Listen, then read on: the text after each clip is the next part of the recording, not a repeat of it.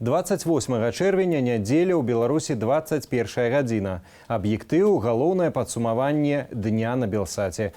У студыі для вас працую я, Валер Руселік, вітаю спадарства, і мы пачынаем. Знайшоў чым хвалиться. Я говорю, будете пить сейчас сами, все чиновники минские, будете эту воду пить и варить себе пищу. Диктатура – это плохо. А когда за ночь решили проблему тяжелейшую, диктатура хорошо. Проблемы, однако, диктатура не вырашила. Запах есть, понимаете? И практически, как-то надо себя поберечь. Мало этого вируса, так еще дополнительная вода. Референдум у Берасти. Референдум – это форма прямой демократии. И очень важно, чтобы не было профанации самой этой идеи. Это наша страна, это наша площадь, это наши города. Галасы за і супраць акумулятарнага заводу будуць лічыць улады, якія той завод і пабудавалі. Польшча выбірае прэзідэнта. Чакаем, што сітуацыя не пагоршыцца. Лічым, што цяпер усё не кепска. Чакаю зменаў перадусім, каб было добра, каб нарэшце можна было спакойна жыць. Быць ці не быць, лёс акумулятарнага заводу пад Берасцем збіраюцца вырашыць мясцовыя жыхары. Сёння ў абласным цэнтры адбылося папярэдняе абмеркаванне арганізацыі гарадскога рэферэндуму ў пытанні заводу iPower. Падобнага ў найноўшай гісторыі Беларусі яшчэ не было. Таму працягне Ярослаў Сцішык. Плошча Леніна, на якой берасцейцы ўжо 2 гады збіраюцца пакарміць птушак у знак пратэсту, сёння стала забароненай. Байцы спецназу нікога не затрымлівалі, але пагрозамі выціснулі людзей да гарвыканкаму, дзе прайшло абмеркаванне магчымага рэферэндума ў справе акумулятарнага завода. Идите, вам сказали. Площадь не ваша, здесь больше ничего не будет.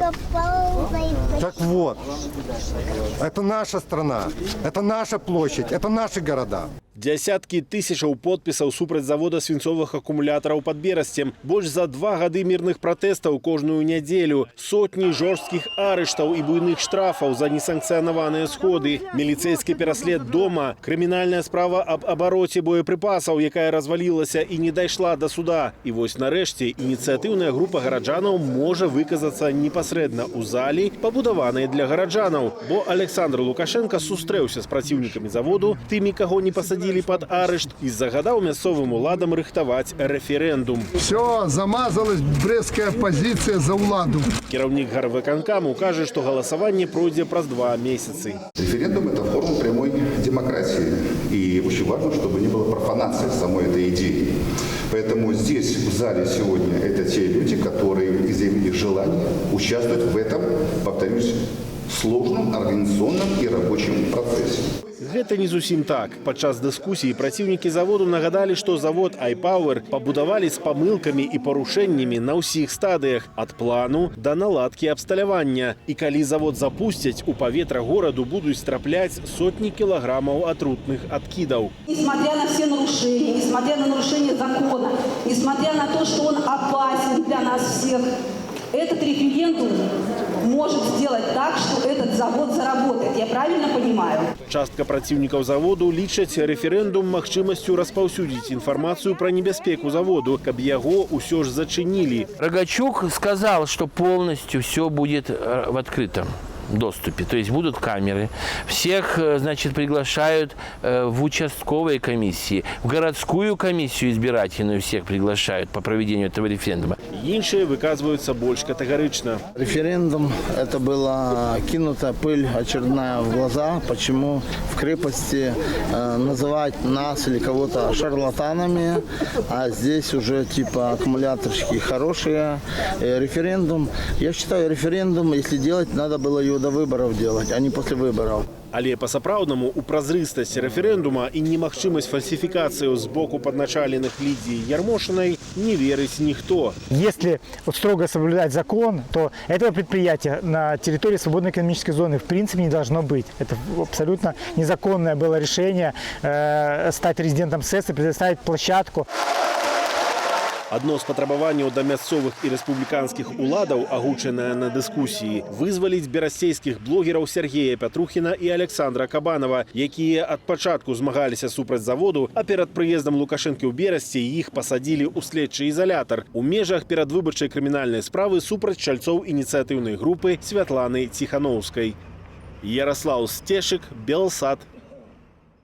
Жыхароў заходніх раёнаў Менску, якія на гэтым тыдні мелі праблемы з якасцю вады, вызваляць ад аплаты яе за чэрвень. Пра гэта паведаміў намеснік прэм'ер-міністра Уладзімір Кухараў. Рашэнне прынялі на даручэнне Лукашэнкі. Чыстая праўда пра брудную ваду і яе наступствы у матэрыяле Анастасіі Русецкай. Стаяць у чарзе па ваду. Працягваюць каторы дзень жыхары заходніх раёнаў Менску. Хаця сталічныя ўлады кажуць, што сітуацыя выпраўленая. Слегка есть такой запах в воде. Ну, помыться, в принципе, можно, но лучше набрать. Запах есть, понимаете? И практически, ну как что, надо себя поберечь. Мало этого вируса, так еще дополнительная вода. Поэтому и вот... приехал. Воду с крана можно пить, но из бочки вода очень вкусная. Мы здесь из крана такую воду никогда не пили. И мы приходим сюда специально набрать вкусной воды для питья. Забарону ўжываць ваду з кранаў зняло напярэдадні Міністэрства аховы здароўя. Паводле Менскводаканалу пітную ваду падвозяць на ўсялякі выпадак. Кіроўца Александр каштоўны груз у сталіцу прывёз з Капыльшчыны на загад кіраўніцтва. Ну надо к вам вода, мы привозим. Вода, во-первых, хорошая, чистая, проверенная. Каждый колхоз привозить по молоковозу чистенькой воды. Ее не будет подвозить, пока у вас ажиотаж идет. Тым часам Менчуко, у чыіх кватэрах ішла забруджаная вада, паабяцалі вызваліць ад аплаты водазабеспячэння за чэрвень. Як менавіта зробяць пераразлік, стане вядома найбліжэйшым часам, запэўніў віцэ-прэм'ер Уладзімір Кухараў. Рашэнне прыняў урад на даручэнне Лукашэнкі. Я говорю, будете пить сейчас сами, все чиновники минские, будете эту воду пить и варить себе пищу. Водоканал, у них своя лаборатория, санстанция, взяли, вот доложили утром, ликвидировали. Я к чему это говорю? Диктатура – это плохо. А когда за ночь решили проблему тяжелейшую, диктатура – хорошо. Праблемы з якасцю вадаправоднай вады ў Фрунзенскім і Маскоўскім раёнах Менску пачаліся ў сераду. З'явіўся рэзкі, непрыемны пах. Пазней улады прызналі, што вады ўжываць нельга. Ратункам для 800 чалавек стала вада з цыстэрнаў. Верагодная прычына надзвычайнага здарэння, паводле Менгарвыканкаму, рамонт участку вадаводу. Дакладную мае назваць адмыслова створаная камісія. Анастасія Русецкая, Белсат. Літаральна гадзіну таму участкі для галасавання былі зачыненыя на чарзе агучвання вынікаў экзіт-пулаў. Суседняя Польшча абірае прэзідэнта на наступныя 5 гадоў. Хто з кандыдатаў мае большыя шансы на перамогу і чаго ад іх чакаюць выбарнікі, даведалася Юлія Лабанова. Сёння ў Польшчы стартаваў першы тур прэзідэнцкіх выбараў. Прыходзяць на выбарчыя участкі, каб аддаць свой голас за кандыдата, грамадзяне пачалі ўжо з 7 раніцы. Апошняга ж бюлетэня чакаюць да 9 вечара. Больш за 27 тысячаў выбарчых участкаў па ўсёй краіне, поўныя наведнікаў. І гэта пры тым, што прагаласаваць сёлета можна было таксама праз пошту. З якімі чаканнямі прыйшлі людзі? Чакаем, што сітуацыя не пагоршыцца. Лічым, што цяпер усё не кепска. Каб была стабільнасць, галасую за тую асобу, якая гэтую стабільнасць у маім разуменні можа забяспечыць.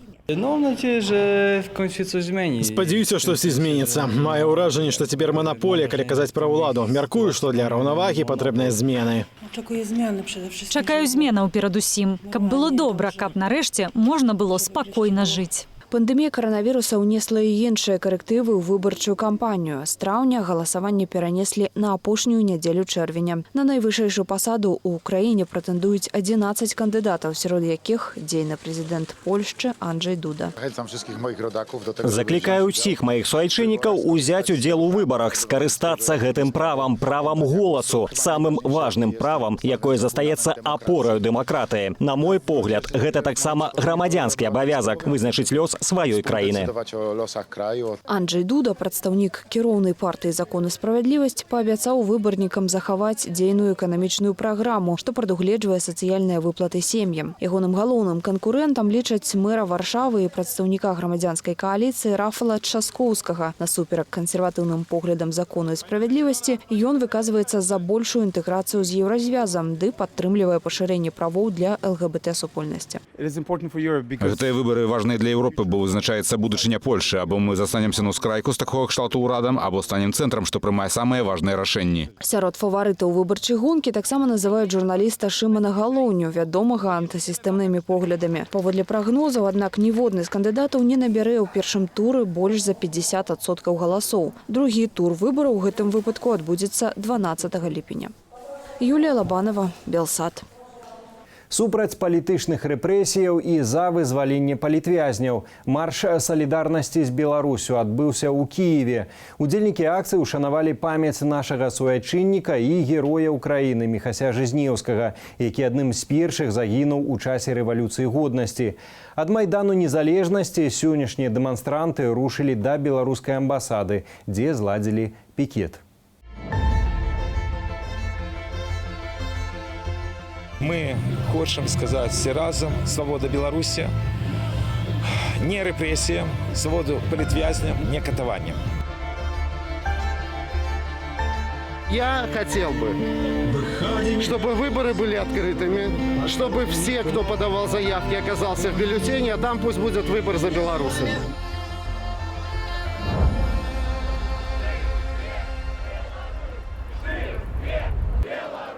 Будьте солидарны, отбивайте народ, не давайте хватать народ, потому что на этом месте помните, что могут оказаться ваши близкие, ваши родные, ваши друзья.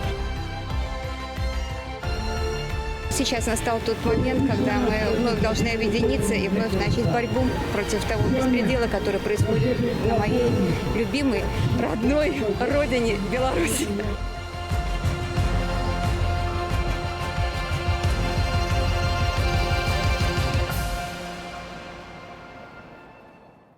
Магілёву 753 гады. Праз каранавірус сёлетняя праграма Дня гораду як ніколі сціплая. Некалькі выставаў, абавязковыя ўрачыстасці і вялікі гарадскі пікнік. А вось ад салюта адмовіліся. Падрабязней Вольга Васильева.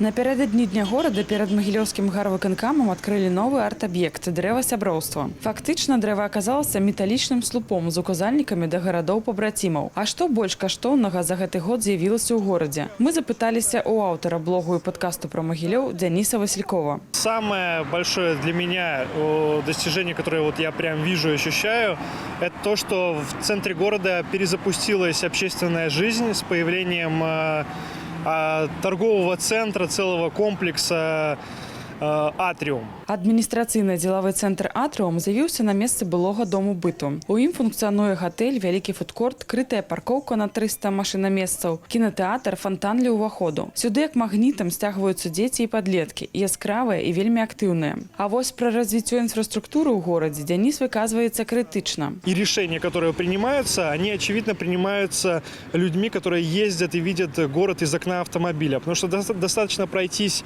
по городу просто ногами, и ты понимаешь, насколько он неудобно сделан. Сёлета ў Магілёве праходзіць капітальны рамонт дзвюх важных вуліцаў – Першамайскай і Крупскай. На Першамайскай зрабілі роварную дарожку з высокімі бардзюрамі. Пасля крытыкі ў сацыяльных сетках прыйшлося яе хутка выпраўляць. Якой вышыні будуць бардзюры на Крупскай, пабачым неўзабаве. Рамонт вуліцаў – гэта абавязак гарадскіх уладаў, лічыць малады палітык Алексей Кирыенко, а дасягнення ў іншым. Бросается в глаза, наверное, что наш город растет, он расширяется. Делает это, правда, в основном в одну сторону, в сторону Минска.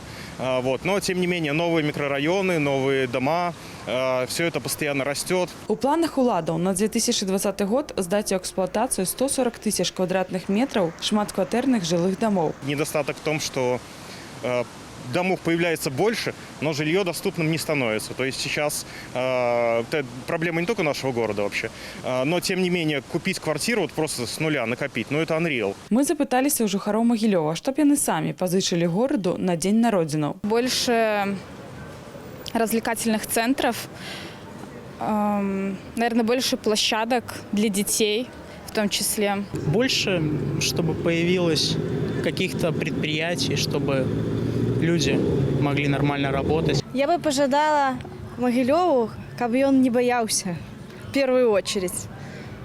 Иначе ничего доброго не будет. Я ожидаю Могилеву, каб ім з'явилася роверная инфраструктура ввогуле. Чтобы были люди все вместе, и чтобы чего-то хотели добиться, значит добились. Спадзяёмся, што ўсе пажаданні здзейсняцца і хутка Могілёў у сваім развіцці дагоніць іншыя абласныя гарады Беларусі. Ольга Васильева, Белсат.